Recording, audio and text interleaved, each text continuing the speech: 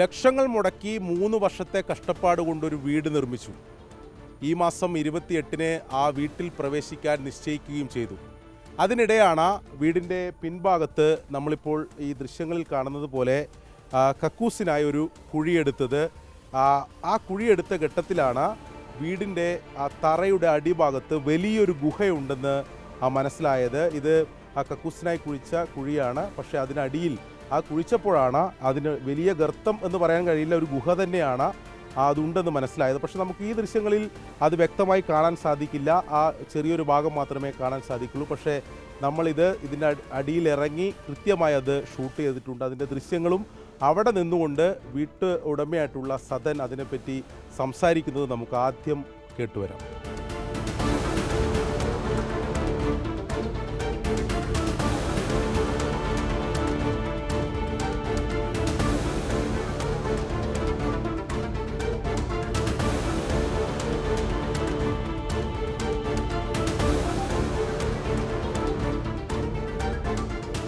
രണ്ടാഴ്ച മുമ്പ് കക്കൂസിന് സെപ്റ്റിക് ടാങ്കിന് വേണ്ടിയാണ് കുഴി കുഴിച്ചത്. കുഴി കുഴിക്കുമ്പോൾ ഒരു 2 മീറ്റർ ആകുമ്പോഴത്തേനും അത് ഇടിഞ്ഞ് താഴെ വീണു. അപ്പോൾ അന്നേരം കാണുമ്പോൾ തന്നെ എന്താണെന്ന് മനസ്സിലായില്ല.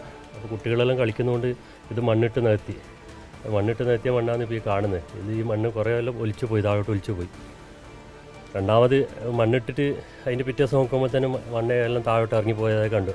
അപ്പോൾ ഏകദേശം വിചാരിച്ച് വെള്ളം ഒഴുകുന്നുണ്ട്. അന്ന് ചെറിയ വെള്ളം കണ്ടുള്ളൂ. അതിന് പിന്നെ ഈ ഏണി വെച്ച് താഴോട്ട് ഇറങ്ങി നോക്കി ഇതിൻ്റെ അകത്തെത്തുമ്പോൾ വിശാലമായ സ്ഥലമാണ്. ഇപ്പോൾ അതിൻ്റെ അകലെല്ലാം നിങ്ങൾക്ക് കാണുമല്ലോ. വീട് മൊത്തം ഇരിക്കുന്ന അതിൻ്റെ മുകളിലാണ്. ഇനിയിപ്പോൾ ഇതിനകത്ത് മനസ്സമാധാനത്തോടെ എങ്ങനെ കിടന്നുറങ്ങും എന്നുള്ളൊരു ആശങ്കയിലാണുള്ളത്. ബാങ്ക് ലോണും ഭാര്യയുടെ സ്വർണം വിറ്റും കൂട്ടുകാരൊക്കെ സഹായിച്ചിട്ടുണ്ട്. അവരോടൊക്കെ കടം വാങ്ങിച്ചതാണ് വീട് ഉണ്ടായി. അല്ല, ഈ ആഗസ്റ്റ് 28-ാം തീയതി കുടികൂടലിൻ്റെ തീരുമാനം എടുത്താണ്.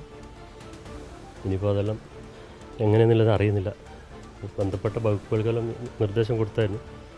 ജിയോളജി അവർ വന്നിട്ട് നോക്കിയിട്ട് പറഞ്ഞ് സോയിൽ ഡിപ്പാർട്ട്മെൻറ്റിന് കൊടുക്കാം. പിന്നെ നമ്മുടെ തന്നെ ഒരു ഫ്രണ്ട് ജിയോളജിസ്റ്റ് ഉണ്ടായിരുന്നു, അവരും വന്ന് നോക്കി. അപ്പോൾ അവർ തിരുവനന്തപുരം മൈനിങ് ആൻഡ് ജിയോളജിക്ക് അവർ തന്നെ നേരിട്ടൊരു കത്ത് എഴുതിയിട്ട് അപ്പോൾ അവർ സെപ്റ്റംബർ മാസം 10-ാം തീയതി ആകുമ്പോൾ വരാം എന്നല്ല പറഞ്ഞിട്ടുള്ളത്. ഇത് അച്ഛൻ ഞങ്ങൾ കുടുംബ സ്വത്താണ്. അച്ഛൻ എനിക്ക് വീതിച്ചെന്ന സ്ഥലമാണിത്. അതിൽ വീട് വെക്കാൻ തുടങ്ങുന്ന സമയത്ത് അച്ഛനുണ്ടായിരുന്നു. അച്ഛൻ പെട്ടെന്ന് മരിച്ചുപോയി. പിന്നെ അതിന് ശേഷം ഇതിപ്പോൾ നീണ്ട് 3 വർഷമായി. ഇപ്പോൾ ഇത് ഈ ഓണം കഴിഞ്ഞതിന് ശേഷം കുടി കൂടാന്നുള്ളൊരു ആഗ്രഹങ്ങളുണ്ടായിരുന്നു. ഇനിയിപ്പോൾ എന്താണെന്നുള്ളത് അറിയില്ല. ഇപ്പോൾ പറഞ്ഞതുപോലെ തന്നെ വലിയ ആശങ്കയിലാണ്. ഇത്ര കഷ്ടപ്പെട്ടൊരു വീട് നിർമ്മിച്ച് അതിനടിയിൽ ഇപ്പോൾ വലിയ ഗുഹ പോലെ രൂപപ്പെട്ടു. അത് ഇനി ഇപ്പോൾ ഇതിൽ താമസയോഗ്യമല്ല.